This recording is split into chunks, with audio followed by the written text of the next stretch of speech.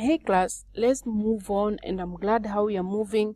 Let's continue exploring. And we were talking about assertiveness. We talked about what is assertiveness. We understood the meaning of assertiveness, how to be assertive, to know when someone is assertive. How can we know when a person is assertive? We've talked about how to know when someone is not assertive too. How do we know when someone can't speak for themselves? We talked about ways in which you can be assertive, and here is where we are. We talked about be direct and respectful, practice active listening, set clear boundaries, use assertive body language. And now we were talking about the consequences of not being assertive. I looked at lack of control. I also looked at resentment here. There was resentment. These are consequences when you lose or when you fail to be assertive. We also looked at stress and anxiety. We looked at misunderstanding. And now let's continue. I will look at another consequence of not being assertive. Now, difficulty in building relationship. Difficulty in building relationships. Now, not assertive or non-assertive behavior can hinder the development of healthy and balanced relationship because it may be difficult to express one's true self and needs. Now, I will give a weird example, but it's still an example that I hope all of you understand. Now, you really like someone, honestly like someone, but because you can't just express yourself, express your needs, or leave alone that example, you really want to be someone's friend or be a certain part of a certain club or a certain community in school or be part of a certain group of people. You may fail to achieve this because you are afraid to approach people and tell them, hey guys, I want to join the football club or the basketball club or the first aid group of people, or I want to be your friend, or I want to be in a relationship with you. So you will fail a lot in building relationships because you can't express yourself. You can't tell someone how you feel. You can't express your needs. So this is one consequence, and it is really bad that you will never get to have or build strong bonds or expand your friendship group. Okay, so guys, as we conclude, I would want to say that assertiveness is a very important communication skill that can lead to a healthier relationship, reduce stress, and more effective problem solving. Learning to be assertive involves finding balance between expressing yourself and respecting others, and it can greatly improve your personal and professional life. Now, I've talked about this. I've talked about being assertive. It means you're able to express yourself, but not only expressing yourself, respecting others. So you respect others' space and express yourself with what you feel is right and how you want to handle your life. So guys, let's shift our topic, and now let's talk about time management. This is a very, very, very important aspect in life, time management, and it is very, very essential that we learn it and understand what is time management. So I will look at what time management is, and let's dive deep and direct and start. So what is time management? Now, time management is the process of planning, organizing, and controlling how you allocate your time to specific activities and tasks. It involves setting goals, prioritizing tasks, and using strategies and tools to maximize productivity while maintaining a healthy work-life balance. Now, this I don't even need to teach anymore when I've already said this. This is all what time management entails. There's nothing else I can tell you, but because I want you to understand, because I want you to really get the concept and really understand what time management is, we will dig deep and understand each and every aspect of time management. So the process of planning and organizing and controlling and allocating specific time to activities and tasks is what we call time management. Sometimes as a student or as a worker, you find yourself that you have a lot of responsibilities. For example, give me an example. You're a worker, you're also learning, and also you have a family. So you want to juggle up all these three. Now, what will make you stand out and do all your tasks and also have time to work on yourself and have a healthy work life? This means you must be able to plan and organize yourself. Prioritize. Now, this is where prioritizing comes in. Do what is important first, right? you have a lot of tasks to run. You have to read for a quiz. You have to go practice for a football match.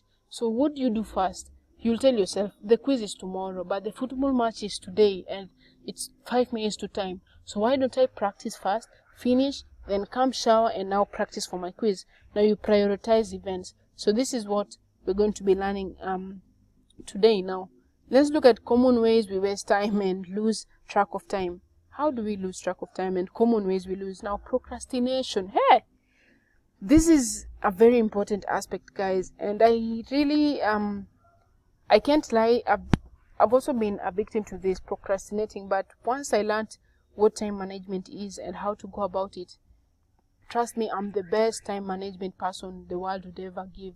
Like, call me now to give a talk on time management. I can well do that because I'm doing a lot at the same time, but I have a way or a method in which I can manage my task. Now I'm just giving an example about myself, okay? I'm giving an example, so don't think it's true, but I'm just trying to give an example so that you can see a clear picture of what I'm trying to talk about. So procrastination, this is one most common time wasting behavior. It occurs when we delay starting tasks or avoiding them altogether, often due to lack of motivation, fear of failure, or feeling overwhelmed. And one more I'll add, because you feel you have a lot of time. So you feel like you have a lot of time to do a specific task, or you have a lot of time to perform a specific task. So what do? You say, oh, I will do it. I have 2 days to do a task, or I have very many hours to do a task. So you procrastinate. Or you feel like, I will do it later because there's no one motivating you, or there's no one telling you do it. So this is a common way of wasting time. Another one is lack of prioritization. You have a lot of tasks and you don't know which one to start or what to begin with. So one method is to just know which one is important, which one should you do first. So lack of prioritization. Failing to prioritize tasks can lead to spending too much time on less important activities while neglecting the more critical ones. You have a quiz to read on, but you also have something to watch. It's okay. It's really okay to want to watch a show or want to watch a movie. So you will find yourself using a lot of time watching a show and not remembering you have to leave some time to read. So you find yourself wasting a lot of time or using a lot of time on watching. Sorry, oh my god, I said washing. But guys, let's continue. So you find yourself watching and taking time watching a show and failing to give a lot of time on what is important, reading for your quiz. Now, multitasking. Contrary to popular belief, multitasking can reduce overall productivity because it divides your attention and can lead to mistakes and inefficiency. So you find people who want to do same task at the same time. They want to eat as well, read as well, listen to music, finish, go practice. They want to do all this at the same time and multitask task. This is very hard, and you find yourself wasting time and making mistakes because you're trying to do everything at the same time. Another way in which we waste time is interpretations and interruptions, and distractions. You are reading for your quiz again. Your friends come and they want to tell you a story, or they're telling you about how their day was or how bad their day was. So they're interrupting your day and they're interrupting your schedule. So when you give an ear to them and you want to listen to what they're saying, you find yourself losing track of time and you give more time to them and fail to do what is important. So frequent interruptions, whether from co-workers, social media, or personal notifications, can distract or can make you fail to focus on your workflow. So you want to be on TikTok. That is very popular within the youth. They want to be on the social media platform. So this is an interruption that will make you lose focus and avoid to do the specific or important task you're supposed to do. Another way how you lose track of time is overcommitment. Saying yes to too many tasks can lead to overloading your schedule, leaving little time for important activities. Again, you're a student or you are at work and maybe your fellow friend told you, hey, could you please help me look for my kid or look out for my kid when I'm traveling, or help me carry out this task. So because you don't know or schedule your time properly, you say yes to everything, and this makes you not do important tasks on time. Again, another way we lose track of time is lack of planning. You want to relax, take your time doing things that don't make sense. Then after you realize, oh, I have less time to do something, now you start hurrying up to like complete something that was meant to do 2 days or some hours even earlier. So lack of planning is one way we waste time. Ineffective meetings. You're a student and you want to go hold meetings and start discussing other people, not forgetting that you're supposed to revise. Or you're at workplace, instead of working, you want to discuss other workers or start watching shows or just having meetings to discuss things that are unproductive. Will waste your time. Now, how can we improve on our time management? How can we work on our time management and even improve and be the best?